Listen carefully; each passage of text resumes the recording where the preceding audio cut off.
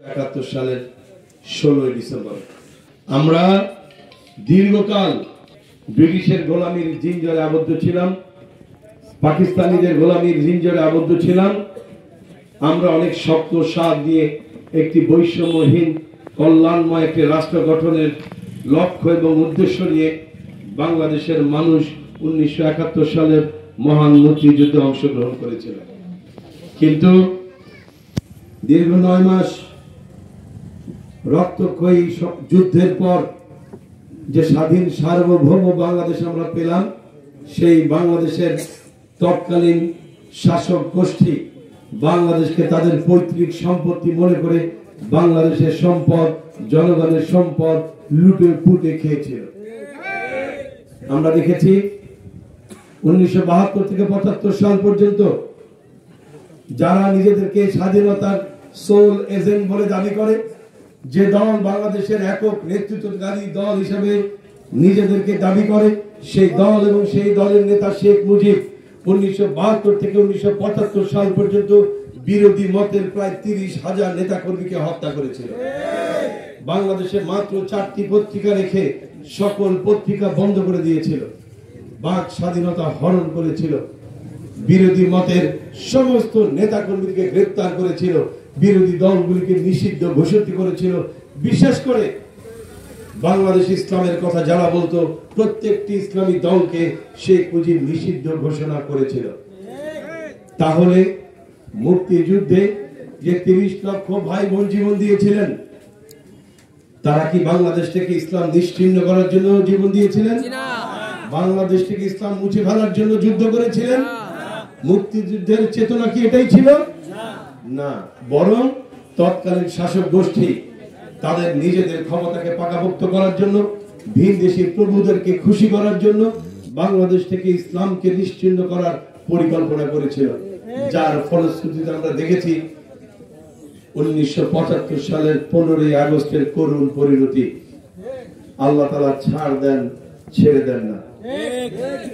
এরই ধারাবাহিকতায় যখন রাষ্ট্র ক্ষমতায় যে এসেছে, বাংলাদেশকে তারা একটি সুখী সমৃদ্ধশালী রাষ্ট্র হিসেবে তৈরি করার, পৃথিবীর বুকে, পৃথিবীর মানচিত্রে বাংলাদেশকে একটি সমৃদ্ধশালী রাষ্ট্র হিসেবে গড়ে তোলার শপথ করেছে ঠিকই, কিন্তু আমরা দেখেছি বাংলাদেশ তলাবিহীন ঝুড়িতে পরিণত হয়েছে। পকেট ভারী হয়েছে কিছু নেতার, পকেট ভারী হয়েছে কিছু দলের, আর পকেট ভারী হয়েছে মুষ্টিমেয় এমন কিছু মানুষের যারা বাংলাদেশের মানুষকে সুখে শান্তিতে রাখার কথা বলে ভোট নিয়েছিল। প্রিয় ভাইরা, বিগত 53 বছরে আমরা বাংলাদেশে অনেক রাজনৈতিক দল দেখেছি, অনেক দলের অনেক নেতা দেখেছি, দিনের পর দিন, বছরের পর বছর তাদের শোষণ দেখেছি, অনেক নীতি কথা শুনেছি, কিন্তু বাংলাদেশের ভাগ্যের কোনো উন্নয়ন হয়নি। বাংলার জনগণের ভাগ্যের কোনো উন্নয়ন হয়নি।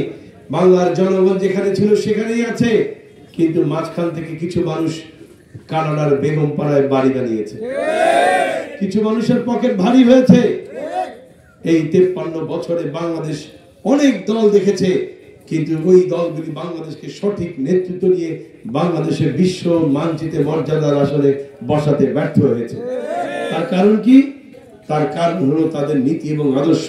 তারা তাদের পকেট ভারী করার জন্য রাজনীতি করে, তারা তাদের পকেট ভারী করার জন্য ভোটে দাঁড়ায়, এবং তারা তাদের পকেট ভারী করার জন্য দল করে, যে কারণে বাংলাদেশের মানুষের ভাগ্যের উন্নয়ন হয়নি।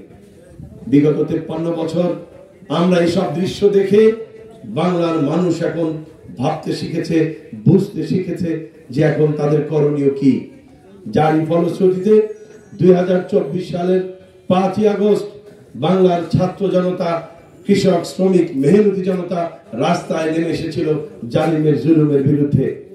এটি শুধুমাত্র শেখ হাসিনার বিরুদ্ধে আন্দোলন ছিল না, এই পতন শুধুমাত্র শেখ হাসিনার পতন নয়। 5 আগস্টে শেখ হাসিনার পতনের মাধ্যমে বাংলাদেশ থেকে সকল জুলুম, নির্যাতন, গুম, খুন, হত্যার ইতিহাস শেষ হয়ে গিয়েছে। এই বাংলাদেশে নতুন করে আর কোন স্বৈরাচার মাথা উঁচু করে দাঁড়ানোর সুযোগ দেওয়া হবে না। নতুন কোন চাঁদাবাজের জন্ম আমরা হতে দেব না। নতুন কোন টেন্ডারবাজ, নতুন কোন সন্ত্রাসী আর মাথাচাড়াও দিতে পারবে না। এই সমস্ত কিছু বন্ধ করার জন্যই 2024 সালের 5ই আগস্টের সৃষ্টি হয়েছিল এবং 5ই আগস্ট একটি সফল গণ অভ্যুত্থানের মাধ্যমে বাংলাদেশ দ্বিতীয় স্বাধীনতা অর্জন করেছে। এই দ্বিতীয় স্বাধীনতা অর্জনের এখন লক্ষ্য এবং উদ্দেশ্য একটি, সেটা হলো এই 53 বছরে আমরা অনেক কিছু দেখেছি, আমরা এখন সৎ ও যোগ্য লোকের নেতৃত্ব দেখতে চাই। সৎ ও যোগ্য লোকের নেতৃত্বে বাংলাদেশকে একটি বৈষম্যহীন রাষ্ট্র হিসেবে আমরা গড়ে তুলতে চাই। আমরা সংসদে এমন কিছু লোক পাঠাতে চাই যারা রাষ্ট্রের সম্পদকে, জনগণের সম্পদকে তাদের আমানত মনে করে, যারা রাষ্ট্র এবং জনগণের সম্পদকে শুকরের মাংস খাওয়ার মতো হারাম মনে করে, যারা রাষ্ট্র এবং জনগণের সম্পদকে জাহান্নামের আগুন খাওয়ার মতো মনে করে। আমরা এমন কিছু লোককে সংসদে পাঠিয়ে বাংলাদেশকে একটি সত্যিকারের সোনার বাংলাদেশ হিসেবে গড়ে তুলতে চাই। আপনারা কি তেমন একটি বাংলাদেশ চান? আপনারা চান? আলহামদুলিল্লাহ। তেমন বাংলাদেশ যদি চান, তাহলে জুলাই বিপ্লবের পরবর্তী বাংলাদেশে ইসলামী মূল্যবোধে বিশ্বাসী সকল শক্তিকে ঐক্যবদ্ধ হতে হবে। ঐক্যবদ্ধ হওয়ার কোনো বিকল্প নাই। ঐক্যবদ্ধভাবে সকল জালিমের, সকল স্বৈরাচারের বীজ দাঁত ভেঙে দিয়ে বাংলার মানুষের বুকে হাসি ফোটাতে হবে এবং এই হাসি ফোটানোর কাণ্ডারি হিসেবে বাংলাদেশ জামাত ইসলামী একমাত্র দল হিসেবে বাংলাদেশের জনগণ এখন এটা বিশ্বাস করে। কারণ বাংলাদেশের মানুষ জানে বাংলাদেশ জামাত ইসলামী একমাত্র দল যে দলে কোনো টেন্ডারবাজ নাই। বাংলাদেশ জামাত ইসলামী এমন একমাত্র দল যে দলে কোনো সন্ত্রাসী নাই। বাংলাদেশ জামাত ইসলামী একমাত্র দল যে দলের নেতারা সরকারি দায়িত্ব পালন করার পরেও তাদের বিরুদ্ধে 1 টাকার দুর্নীতির কোনো অভিযোগ নেই। ফলে জনগণ এমন নেতৃত্ব খুঁজে বেড়াচ্ছে।